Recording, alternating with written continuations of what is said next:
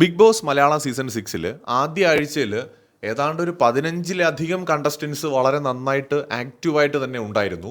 പക്ഷേ ആക്റ്റീവായിട്ട് നിന്നതും കണ്ടന്റ് ക്രിയേറ്റ് ചെയ്തതും ഗെയിം പ്ലാൻ ഇംപ്ലിമെൻ്റ് ചെയ്തതുമൊക്കെ ചെയ്തതിൻ്റെ എല്ലാത്തിൻ്റെ അടിസ്ഥാനത്തിൽ എനിക്ക് അത്യാവശ്യം നന്നായിട്ട് കളിച്ചു എന്ന് തോന്നുന്ന ഒരു 10 കണ്ടസ്റ്റൻസിൻ്റെ പേരാണ് പറയാൻ പോകുന്നത്. സോ ഇത് 1, 2, 3 ഓർഡർ ഒന്നുമില്ല. ഇവർ ഏതൊക്കെ പൊസിഷനിൽ ഇവർക്ക് കൊടുക്കുക എന്നുള്ളത് ഓഡിയൻസ് തീരുമാനിക്കൂ. എനിക്ക് ഇവർ ഇത്രയും പേര് നന്നായിട്ട് കളിച്ചു എന്ന് തോന്നി. ആസ് യൂഷ്വൽ ഒന്നാമത്തെ ആൾ രതീഷ് വളരെ നന്നായിട്ട് കണ്ടന്റ് ക്രിയേറ്റ് ചെയ്തിട്ടുണ്ട്. ഒരു എക്സ്ട്രാ ഓർഡിനറി ഗെയിമർ എന്ന നിലയിലേക്ക് രതീഷിനെ വിലയിരുത്താനൊന്നും ആയിട്ടില്ല, പക്ഷെ കണ്ടന്റ് ക്രിയേറ്റ് ചെയ്തിട്ടുണ്ട്. രതീഷ് ആയിരുന്നു കഴിഞ്ഞ വീക്കിലെ പ്രധാനപ്പെട്ട ചർച്ചാ വിഷയം. സോ ബിഗ് ബോസ് വീടിനകത്തൊരു പ്രധാന വിഷയമായിട്ട് മാറിയിട്ടുണ്ട്. നെഗറ്റീവ് ഓർ പോസിറ്റീവ്, രതീഷ് ഒരു കണ്ടന്റ് ക്രിയേറ്ററായിട്ട് തന്നെ ഈ ഒരു വീക്കിൽ നിന്നു. രണ്ടാമത്തെ ആൾ ജാസ്മിൻ ബിഗ് ബോസ് വീടിനകത്ത് അതുപോലെ തന്നെ കണ്ടന്റ് ക്രിയേഷൻ മാത്രമല്ല, ഒരു ലവ് കോംബോ ട്രാക്കും കൂടെ ഫസ്റ്റ് വീക്കിൽ തന്നെ ബിഗ് ബോസിൽ നിന്ന് ഈ സീസണിൽ വന്നു എന്നുള്ളത് അത്ര ഒരു ചെറിയ കാര്യമല്ല. അത്തരം കണ്ടന്റുകൾ ഇഷ്ടപ്പെടുന്ന വലിയൊരു ഓഡിയൻസ് ഉണ്ട്. അപ്പോൾ അതുകൊണ്ട് തന്നെ ജാസ്മിൻ ആ നിലയിൽ നോക്കുമ്പോൾ പലതരം ഓഡിയൻസിനെ കയ്യിലെടുക്കാൻ പറ്റുന്ന നിലയിലേക്ക് എത്തിയിട്ടുണ്ട്. അതായത് വളരെ സെൻസിബിളായിട്ട് സംസാരിക്കുന്ന ഒരു കണ്ടസ്റ്റൻ്റ് ആണ്.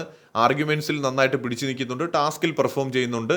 അതോടൊപ്പം തന്നെ ഈ പറയുന്ന ഒരു ലവ് ട്രാക്ക് അഥവാ അത്തരത്തിൽ തോന്നിപ്പിക്കുന്ന ഒരു കോംബോയ്ക്ക് ഒരു തുടക്കമിടാനും ഫസ്റ്റ് വീക്ക് സാധിച്ചിട്ടുണ്ട്. അപ്പോൾ ഒരു പ്രധാന കണ്ടസ്റ്റൻ്റായിട്ട് ജാസ്മിൻ ആദ്യ ആഴ്ചയിൽ മാറിയെന്ന് പറയാം. മൂന്നാമതായിട്ട് ഞാൻ പറയുന്നത് സിജോയുടെ പേരാണ്.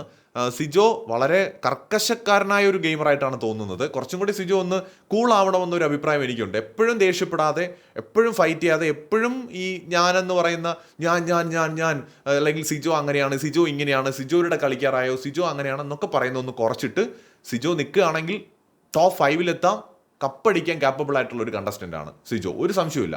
പക്ഷേ ഈ സ്വയം പൊങ്ങിയുള്ള ഡയലോഗ്സ് സിജോയ്ക്ക് നെഗറ്റീവാണ്. രണ്ടാമത്, സിജോ എപ്പോഴും ഈ പറയുന്ന പോലെ എപ്പോഴും ദേഷ്യപ്പെടരുത്, എപ്പോഴും കലിപ്പ് കാണിക്കരുത്. ആവശ്യത്തിന് കലിപ്പ് കാണിക്കേണ്ട സമയത്ത് കാണിക്കണം, അല്ലാത്തപ്പോൾ ചിരിച്ച് കളിച്ച് ഫണ്ണായിട്ട് നിൽക്കണം. എല്ലാവരുടെ എപ്പോഴും കലിപ്പായി കഴിഞ്ഞാൽ ചിലപ്പോൾ ഫാമിലി ഓഡിയൻസ് അകന്നു പോകാൻ ചാൻസ് ഉണ്ട്. നമ്മൾ ഫാമിലി ഓഡിയൻസിനെ കൂടെ കയ്യിലെടുത്തെങ്കിൽ മാത്രമേ തീർച്ചയായിട്ടും സർവൈവ് ചെയ്യാനായിട്ട് പറ്റത്തുള്ളൂ. അല്ലാതെ ഈ മാസ് കണ്ടന്റ് ഇഷ്ടപ്പെടുന്ന ഓഡിയൻസ് കുറച്ച് പേരുണ്ട്, പക്ഷേ ഫാമിലി ഓഡിയൻസ് ആണ് ബിഗ് ബോസ് കാണുന്നതിൽ കൂടുതൽ എന്നുള്ളത് നമ്മൾ മറക്കരുത്. ഈ പറയുന്ന സീരിയൽ ഓഡിയൻസ്, അവരുടെ സപ്പോർട്ട് ഇമ്പോർട്ടൻ്റ് ആണ്. അങ്ങനെ ആ ഒരു രീതി നോക്കുമ്പോൾ സിജോ ഗെയിമിൽ കുറച്ച് മാറ്റങ്ങൾ വരുത്തേണ്ടതുണ്ട്. ബാക്കിയെല്ലാം പക്കയാണ്. ഫിസിക് നോക്കിയാലും ടാസ്കുകളിൽ പെർഫോം ചെയ്യാനുള്ളതാണെങ്കിലും സംസാരിക്കാനും പോയിന്റ് പറയാനും ആർഗ്യുമെന്റിൽ ഡോമിനേറ്റ് ചെയ്യാനും ഒക്കെ സിജോയ്ക്ക് ടാലൻ്റ് ഉണ്ട്. ഒരു സ്റ്റാർ വാല്യൂ ഉള്ള ഒരു കാൻഡിഡേറ്റ് ആണ്. പക്ഷേ സിജോ കുറെ കൂടെ ശ്രദ്ധിച്ച കയറിപ്പോവും. അടുത്ത് എനിക്ക് തോന്നിയത് ജിൻഡോ ഒരു കോമഡി പീസായിട്ടായിരിക്കും കുറേ പേര് കാണുന്നത്. പക്ഷേ ഒരു ഗെയിമർ എന്ന നിലയിൽ ജിൻഡോയ്ക്ക് നല്ല ബുദ്ധിയൊക്കെ ഉണ്ട് കേട്ടോ. ആരും അങ്ങനെ ഒരു മണ്ടനായിട്ടൊന്നും കാണണ്ട. എങ്കിൽ ജിൻഡോ മണ്ടനെന്ന് കരുതുന്നവരെ മണ്ടനാക്കി കയറിപ്പോവും. അപ്പോൾ ജിൻഡോയ്ക്ക് നല്ല ബുദ്ധിയും ബോധമൊക്കെ ഉണ്ട്. അതിലുപരിയായിട്ട് ഭയങ്കര ഫണ്ണാണ്. പുള്ളി പറയുന്ന ചില കാര്യങ്ങൾ നമുക്ക് കോമഡി ആയിട്ട് തോന്നുന്നുണ്ട്. പിന്നെ വിവാദപരമായ സ്റ്റേറ്റ്മെന്റുകൾ നടത്തിയൊക്കെ കണ്ടന്റായിട്ട് നിറഞ്ഞു നിന്നിട്ടുണ്ട് കഴിഞ്ഞ ഒരാഴ്ചയിൽ. അടുത്ത പേരെന്ന് പറയുന്നത് ജാൻമണിയാണ്. ജാൻമണി ലാംഗ്വേജ് ബാരിയറൊക്കെ മറികടന്നിട്ട് അവരുടെ ആ ഒരു സംസാര ശൈലി നല്ല രസമാണ് കേട്ടോ. ഇതിനകത്ത് നമ്മുടെ ജിൻഡോയുടെ സംസാര ശൈലി ഭയങ്കര രസമാണ്. രതീഷിൻ്റെ ആ ഒരു തൃശ്ശൂർ സ്ലാങ് ഭയങ്കര രസമാണ്. അതുപോലെ ജാൻമണിയുടെ ആ ഒരു നോർത്ത് ഇന്ത്യൻ മലയാളം ഭയങ്കര കോമഡിയാണ് കേട്ടോണ്ടിരിക്കാം. പക്ഷെ പോയിന്റ്സ് പറഞ്ഞ് കളി മനസ്സിലാക്കി കളിക്കുന്ന ആളാണ്. നന്നായിട്ട് കാര്യങ്ങൾ പറയുന്നുണ്ട്. ആ ഒരു ഭാഷ തടസ്സമൊക്കെ മറികടക്കുന്ന ഒരു കണ്ടസ്റ്റൻ്റ് ആണ്. ഈ ഒരാഴ്ച നിറഞ്ഞു വന്ന ഒരാളാണ്. അതുപോലെ അടുത്തത് റോക്കി തീർച്ചയായിട്ടും കാലിബറുള്ള ഒരു കണ്ടസ്റ്റൻ്റ് ആണ്. പക്ഷെ കുറച്ചും കൂടെ ആക്റ്റീവ് ആവണം എന്നുള്ളൊരു ഒപ്പീനിയൻ എനിക്കുണ്ട്. ഈ ഒരു ഫസ്റ്റ് വീക്കിൽ റോക്കി ബിഗ് ബോസ് വീടിനകത്ത് എല്ലാ വിഷയങ്ങളിലും ഇടപെട്ട് നിറഞ്ഞു നിന്ന ഒരാളാണ്. പക്ഷെ ഇങ്ങനെ പോയാൽ പോരാ, ഇനിയും കുറെ കൂടി കോമ്പറ്റേറ്റീവ് സ്പിരിറ്റായിട്ട് മുന്നോട്ട് വരണം. സ്വന്തം ഗെയിംസ് അവിടെ ഫോം ചെയ്തെടുക്കണം. അല്ലാതെ മറ്റുള്ളവരുടെ ഗെയിമിന് പുറകെ പോകാനല്ല വേണ്ടത്. നമ്മൾ നമ്മുടേതായ ഒരു ഗെയിം സെറ്റ് ചെയ്തെടുത്തെങ്കിൽ മാത്രമേ കയറി പോകാൻ പറ്റുള്ളൂ. അതാണ് റോക്കി ശ്രദ്ധിക്കേണ്ട ഒരു മേഖല.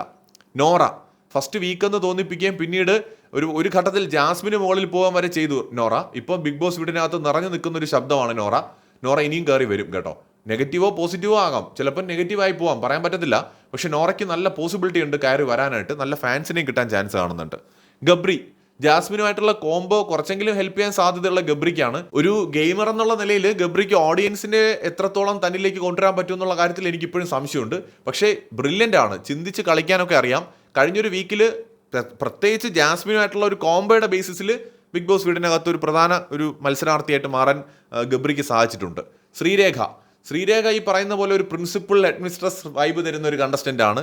ഡോമിനേറ്റ് ചെയ്യുന്ന ഒരു കണ്ടസ്റ്റൻ്റ് ആണ്. പക്ഷേ എല്ലാവർക്കും ചിലപ്പോൾ ഇഷ്ടപ്പെടണമെന്നില്ല, എന്നാലും ഒഴിവാക്കാനും പറ്റില്ല. കഴിഞ്ഞൊരു വീക്കിൽ ശ്രീരേഖ ബിഗ് ബോസ് വീടിനകത്ത് നിറഞ്ഞു നിന്നു എന്നുള്ളതൊരു വസ്തുത തന്നെയാണ്. അപ്സര സീരിയൽ ആർട്ടിസ്റ്റുകൾക്കിടയിൽ നിന്ന് ശരണ്യയും അപ്സരയും അതുപോലെ ശ്രീതു ഒക്കെ വരുന്നുണ്ടെങ്കിലും അവർക്കിടയിൽ ഡോമിനേറ്റ് ചെയ്യുന്ന ഈവൻ അൻസിബയേക്കാളും ഒക്കെ വളരെ ഡോമിനേറ്റ് ചെയ്ത് നിൽക്കുന്ന ആൾ ഇപ്പോൾ അപ്സരയാണ്. അതുകൊണ്ട് ഞാൻ എൻ്റെ ഒരു 10 പേരുടെ പട്ടികയിൽ ആർട്ടിസ്റ്റുകൾക്കിടയിൽ നിന്ന് പ്രധാനമായും കൺസിഡർ ചെയ്യുന്ന ഒരു പേര് അപ്സരയുടേതാണ്. അപ്സര ബിഗ് ബോസ് വീട്ടിൽ ആർക്കും മുകളിൽ പോകാൻ പറ്റുന്ന ഒരു കണ്ടസ്റ്റൻ്റ് ആണ്. കാലിബർ ഉണ്ട് കേട്ടോ. നമ്മൾ വിചാരിക്കും പോലെയല്ല, ആരുടെ മുകളിൽ പോയും ആർഗ്യുമെൻ്റ് നടത്താനും സംസാരിച്ച് നിൽക്കാനും ഒക്കെ ഹെവി ടാലൻ്റ് ഉള്ള കണ്ടസ്റ്റൻ്റ് ആണ് അപ്സര. എഴുതി തള്ളാൻ പറ്റത്തേയില്ല. ഈ സീസണിൽ ഒരു പ്രധാനപ്പെട്ട മത്സരാർത്ഥിയായിരിക്കുമെന്ന് വിചാരിക്കുന്നു. അങ്ങനെ അധികം നെഗറ്റീവ് ആവാനും ചാൻസ് കുറവാണ് അപ്സര. കാരണം അപ്സരയ്ക്ക് നന്നായിട്ട് ഗെയിമിനെ കുറിച്ച് അറിയാം. സോ അപ്സര അതുകൊണ്ട് ഒരു പ്രധാനപ്പെട്ട ഒരു കാൻഡിഡേറ്റ് ആണെന്ന് ഞാൻ വിചാരിക്കുന്നു. കഴിഞ്ഞൊരു വീക്കിൽ നിർണായകമായ ശബ്ദമായി മാറിയിട്ടുണ്ട്. യമുന, സുരേഷും ഒക്കെ ബിഗ് ബോസ് വീടിനകത്ത് ശബ്ദമുയർത്തിയവരാണെങ്കിലും ഏറ്റവും ബെറ്റർ ആയിട്ട് ഗെയിമിൻ്റെ പെർസ്പെക്റ്റീവിൽ മറ്റുള്ളവരുടെ ടൂളാകാതെ കളിച്ച കണ്ടസ്റ്റൻസിനെയാണ് ഞാൻ ഇതിനകത്ത് പറഞ്ഞത്. പിന്നെ പല പല പല വിഷയങ്ങൾ കൺസിഡർ ചെയ്തിട്ടാണ് ഈ ഒരു 10 പേരുകൾ പറഞ്ഞത്.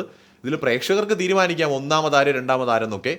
ഈ 10 പേരും കഴിഞ്ഞൊരു വീക്കിൽ നിർണായകമായിട്ട് ഒരു അപ്പീൽ ഗെയിമിനകത്ത് ഉണ്ടാക്കിയ കണ്ടസ്റ്റൻസ് ആണ്. ഓഡിയൻസിൻ്റെ ഇടയിലും അവർ ശ്രദ്ധിക്കപ്പെട്ടു മറ്റുള്ളവരെ അപേക്ഷിച്ച് കൂടുതലായിട്ട് എന്ന് ഞാൻ വിചാരിക്കുന്നു. പ്രേക്ഷകരുടെ വലിയൊരു അഭിപ്രായങ്ങൾ കമൻറ്റ് ചെയ്യും.